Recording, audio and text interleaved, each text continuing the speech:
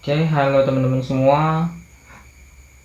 Di sini kita akan coba belajar bagaimana caranya menginstal sistem operasi Mikrotik ya. Jadi Mikrotik itu kita akan coba install versi Rotor OS-nya. Jadi maksudnya adalah kita di sini akan coba membuat Mikrotik itu menjadi server yang handal ya, dalam bentuk komputer. Jadi bukan versi router bootnya bukan. Jadi kita akan coba belajar versi yang OS. Oke, jika sudah, coba buka situs mikrotik.com.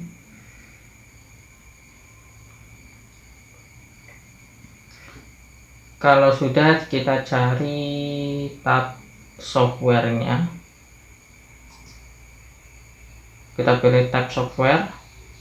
Lalu kita coba scroll ke bawah. Jadi kita lihat di sini ada router OS. Nah, di sini ada beberapa versi. Video ini dibuat ini versi 7. Padahal ini masih beta ya, atau sedang dikembangkan.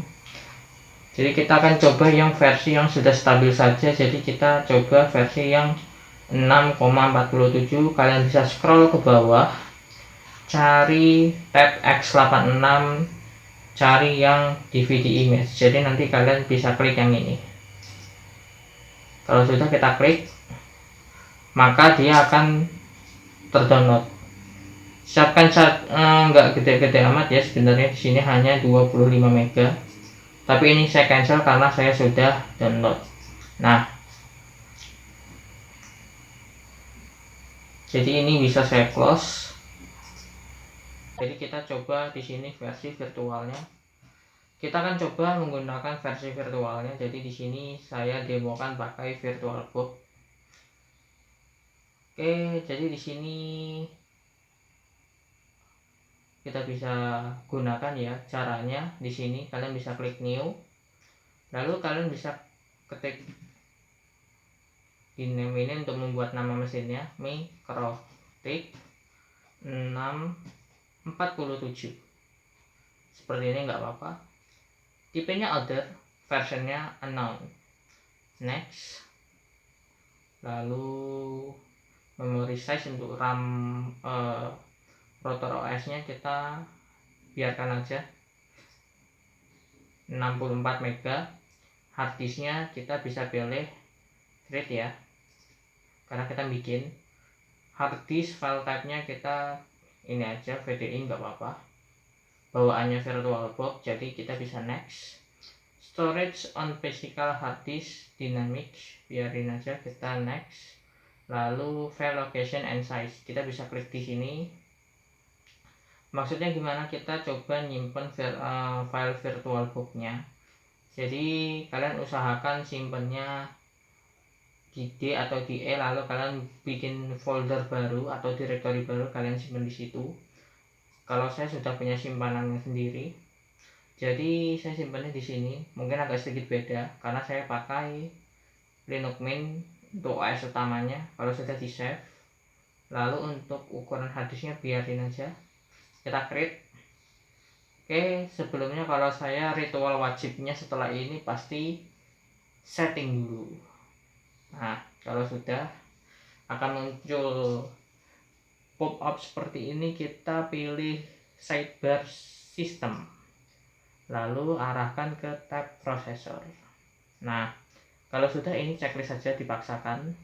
Lalu kita lanjut lagi, fokus sidebarnya kita pilih storage.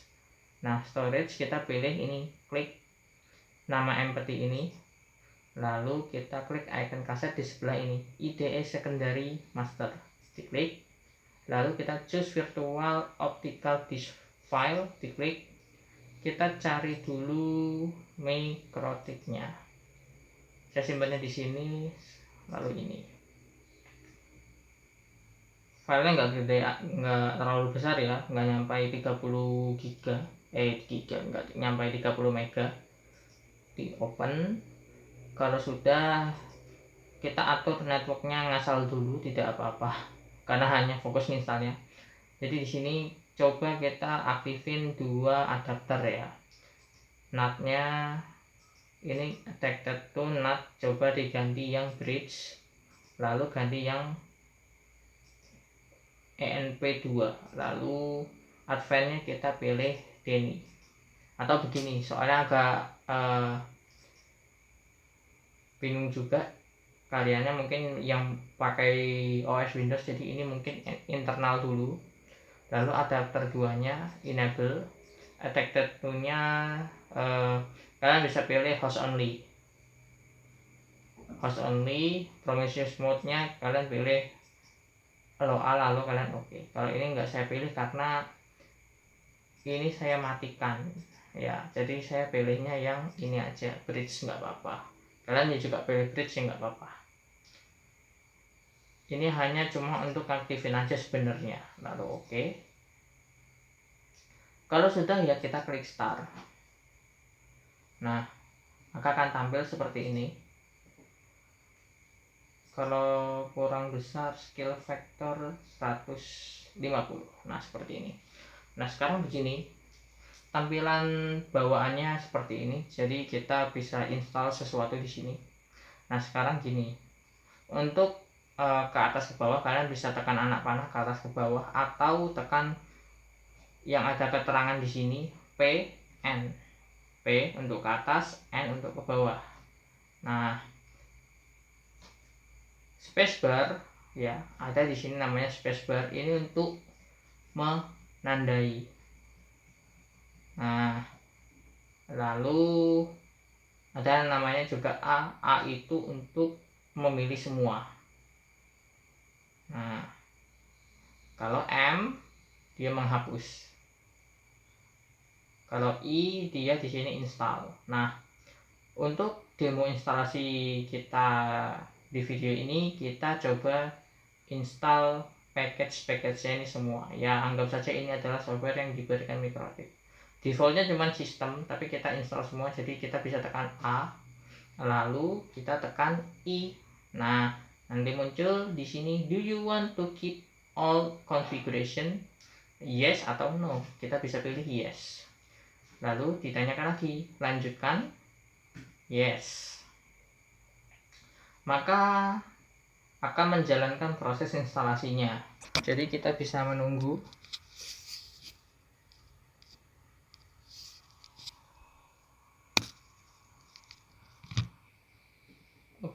Oke, proses instalasinya selesai. Jadi kita bisa tekan enter to reboot. Jadi kita bisa tekan enter. Nanti dia akan merestart, lalu kita akan login.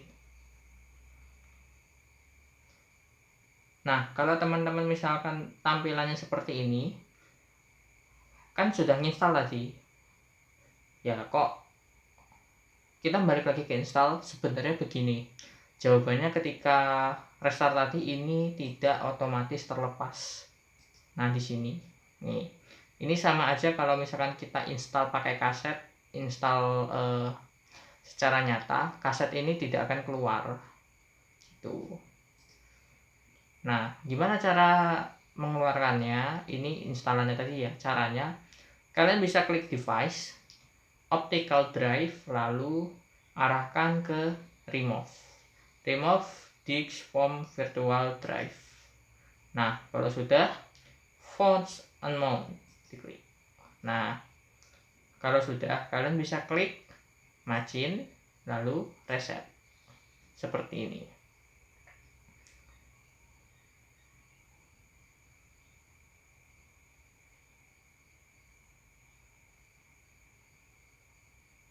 Nah, oke, kita bisa jalankan ya. Kita lihat Mikrotik 6.47 yang versi stabil. Kita login default usernya. Jadi di sini defaultnya namanya admin. Yang passwordnya blank, kosong. Jadi kalian langsung enter. Nanti tampil seperti ini. Nah, ada pertanyaan. Do you want to see the software license kita nggak punya ya, kita N.